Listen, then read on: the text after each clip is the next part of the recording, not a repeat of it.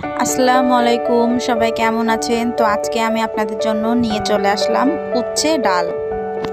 তো অনেকের কাছে উচ্ছে ডালটা ভীষণ তেতো লাগে।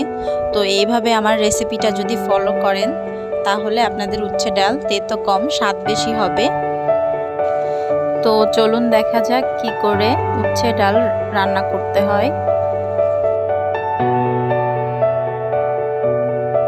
তো এখানে আমি 2 রকমের ডাল ইউজ করছি। এখানে মুগ ডাল আর কিছুটা মসুর ডাল আমি একসাথে ভিজিয়ে রাখছি আধা ঘন্টার জন্য।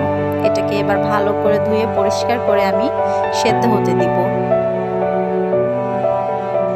ডালটা সেদ্ধ হয়ে গেলে আমি ডালটাকে ম্যাশ করে নিব।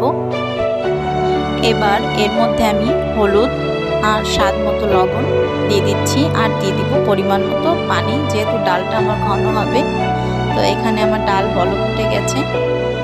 তো এবার আলাদা একটা কড়াইতে কিছুটা তেল দিয়ে দিচ্ছি জিরা ফোড়ন, দিয়ে দিচ্ছি রসুন, একটা শুকনো ঝাল, দিয়ে দিব পেঁয়াজ, দিয়ে দিচ্ছি বেশ কয়েকটা কাঁচা ঝাল।